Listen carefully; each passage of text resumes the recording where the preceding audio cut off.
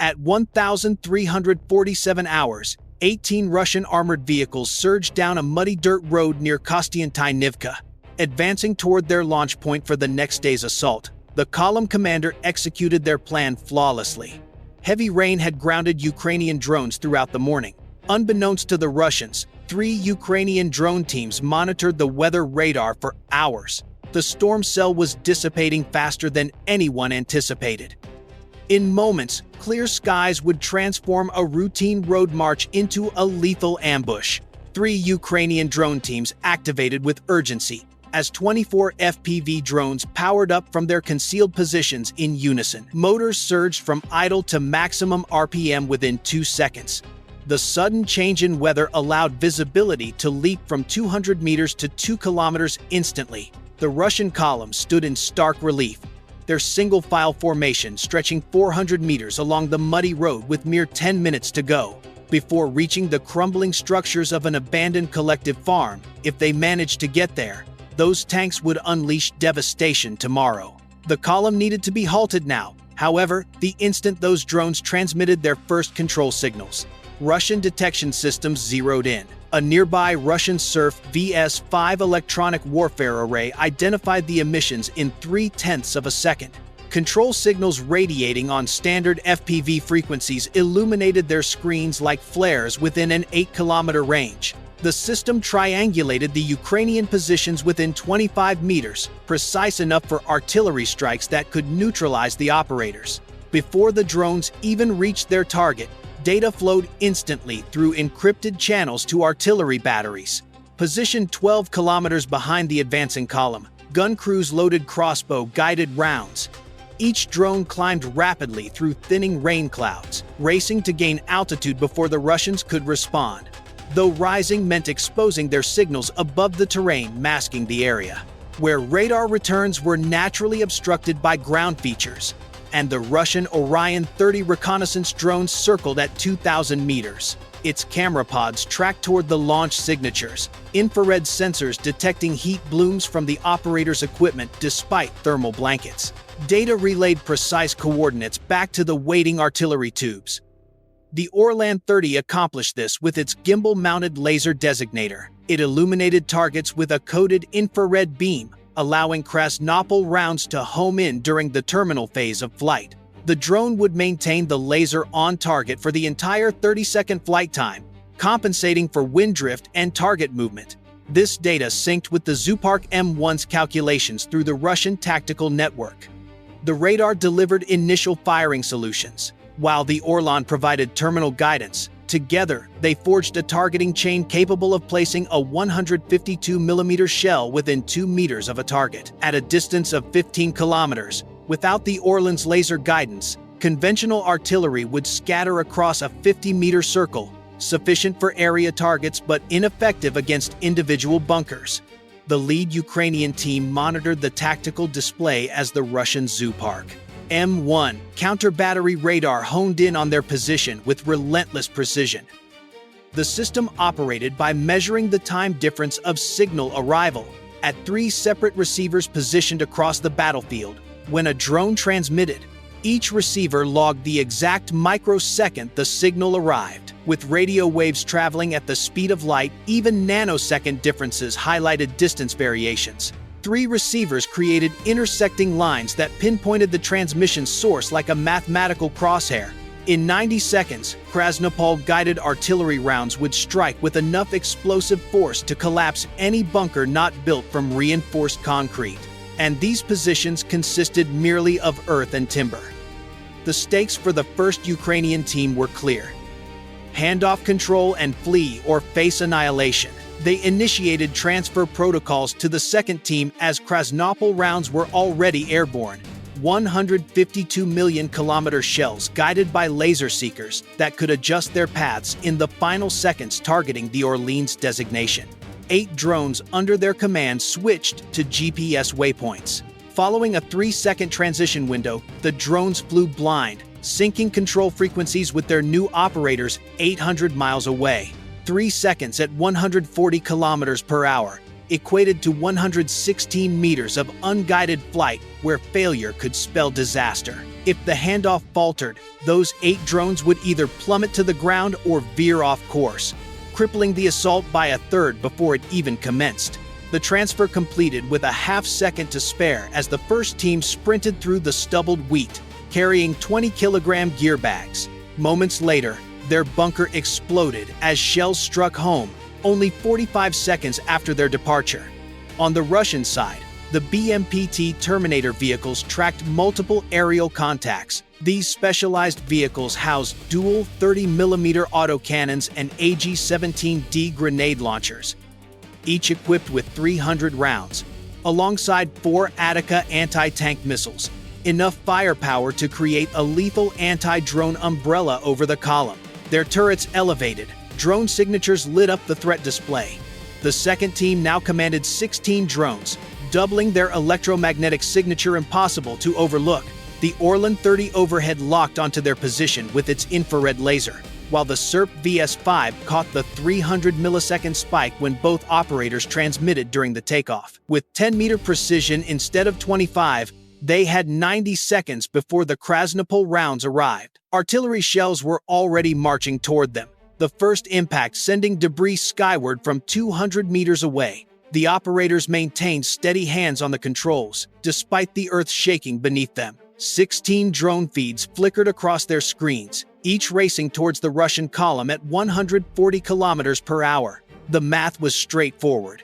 45 seconds for Russian gunners to recalculate, 30 seconds for rounds to fly, but only 1.5 seconds to transfer control if necessary. The third team monitored their frequency scanners, systems ready to seize control the moment Team 2 began their retreat. Another shell hit closer, now 150 meters away. The operators felt the concussion resonate in their chests as they initiated the handoff sequence, simultaneously grabbing critical gear. No time for anything else. 24 drones converged from 3 launch sites, creating an immediate airspace problem. At 140 kilometers per hour, drones from varied positions aimed for the same point at the same time. Potential plastic confetti if they collided. Team 1's drones originated at 150 meters altitude from the northwest, Team 2's from 180 to the northeast, and Team 3's from 120 to the south, all with a 5-second separation at the 2-kilometer mark. The operators could not see each other's drones through the static. They relied solely on the choreography they had rehearsed. The approaching storm cell became visible, a wall of rain advancing at 30 kilometers per hour. Lightning crackled within, each strike an electromagnetic pulse capable of scrambling control signals. 4 minutes remained until it hit. Battery levels at 60% to 1 attack run. No second chances. The Russian column was now 2 kilometers away and closing fast. Artillery rounds bracketed the second team's position, each impact dangerously nearer as Russian gunners adjusted their fire toward the target. The operators had a mere 20 seconds before rounds landed directly on their position, initiating the handoff to the third team while hastily gathering their most essential gear, the backup tablets capable of resuming control if necessary. Everything else, sleeping bags, rations, personal items, remained behind. The third team smoothly took command of all 24 drones, their systems handling maximum capacity.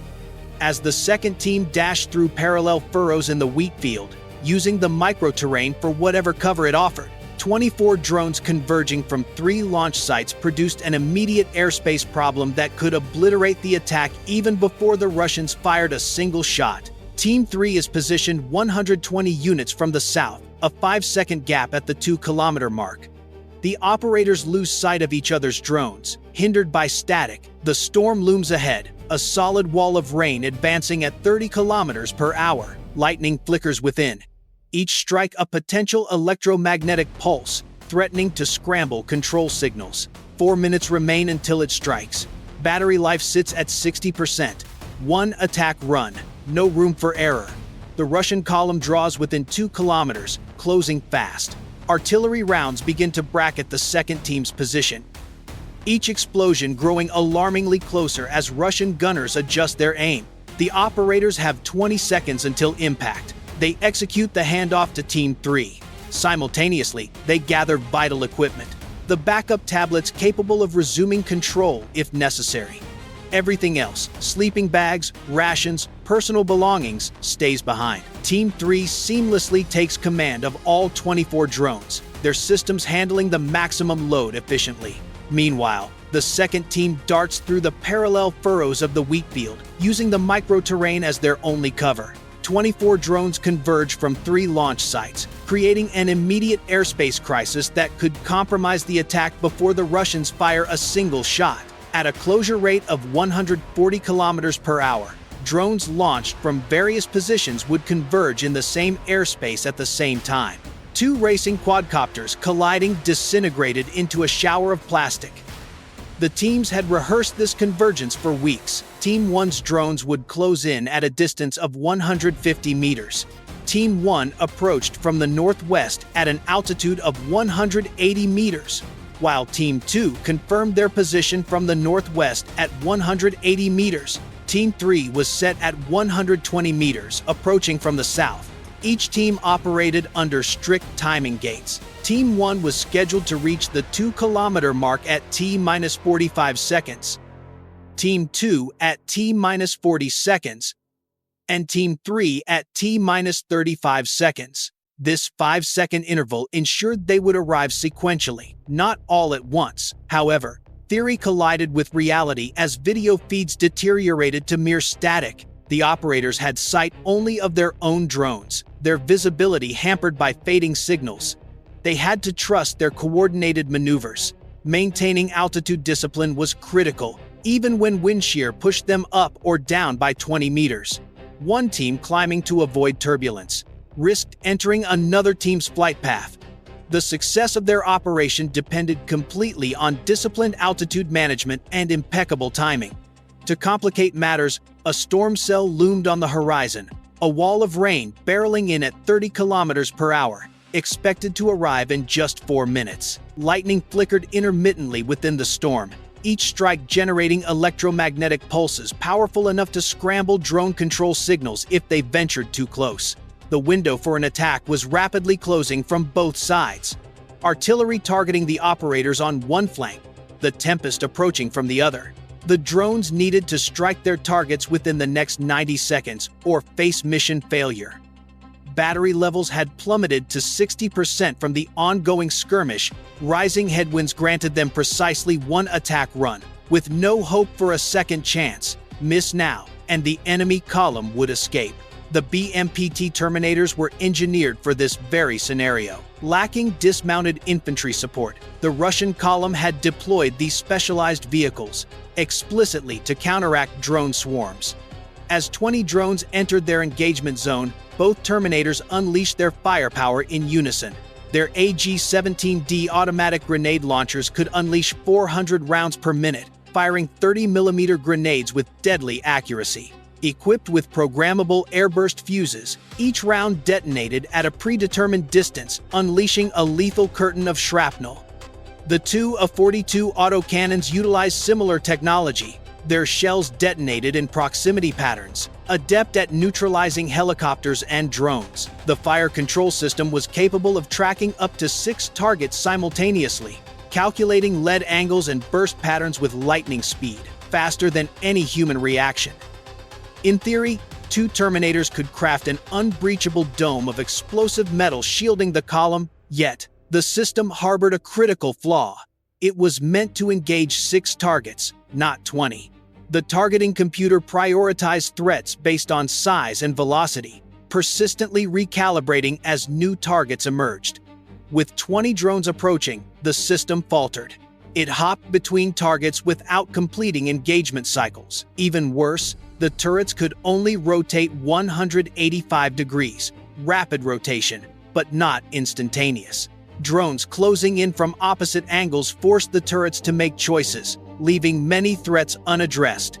The Ukrainian operators understood this from experience. The Terminator's fire control relied on a Soviet-era algorithm, focusing on radar cross-section and closure speed. But FPV drones appeared identical, same dimensions, same speeds. The system struggled to prioritize. Thus, it continuously reshuffled the target queue, dedicating more time to recalculation than engagement. They carefully synchronized their assault to capitalize on this weakness, presenting an overwhelming number of targets from angles the system could not cover simultaneously. Nevertheless, 3 drones erupted in flames as 30mm rounds found their mark. Debris scattered across the field, plastic frames and circuitry strewn about. 1 drone spiraled downwards, trailing smoke after lethal fragments punctured its battery. The casualties were anticipated. 20 drones survived the defensive barrage and plunged into their terminal dive phase. Through static-filled video feeds, operators pinpointed their impact zones: the narrow gap between turret and hull, the engine deck grills, obscure vision blocks, the spaces encased by armor, those makeshift cages surrounding the tanks. On top of the existing armor, the defenses failed. These were not random strikes but precise surgical hits, targeted where 3 kilograms of shaped charges could breach the armor. The lead tank commander spotted danger and reversed his T-72. Yet the BMP behind him couldn't maneuver quickly enough. The vehicles collided with a thunderous crash, tracks tangling in the mud. 20 impacts registered in a mere 8 seconds. Shaped charges targeted vulnerable points, bypassing main armor. A drone exploited a weakness in a tank's cage armor, detonating against the turret ring and locking it in place. Another explosion breached the BMP's open rear door, obliterating the engine and igniting electrical fires, while the BMP Terminators suffered damage to their optical systems. Mobility and firepower crippled. Even if crews survived, not every strike achieved its goal. Several drones struck cage armor and exploded harmlessly, their shaped charges wasted against steel bars designed specifically for this defense. 2 drones attacked turret armor at too shallow an angle, failing to penetrate. However, enough drones found their targets, setting engine compartments ablaze, optical systems destroyed, tracks blown off, turrets jammed. Within 90 seconds of the initial impacts, 12 vehicles were either immobilized or engulfed in flames. Crews began to abandon their vehicles, some sprinting for drainage ditches, others seeking the safety of the tree line. 3 vehicles attempted to escape off-road but quickly became stuck in the mud, saturated from morning rain. Tracks spun helplessly as they sunk. The aftermath played out over the next 10 minutes with crews fleeing and vehicles blazing. 4 remaining drones circled, their operators scanning for any recoverable vehicle. One by one, those drones identified Russian vehicles still operable, then decisively repurposed them into the Ukrainian landscape.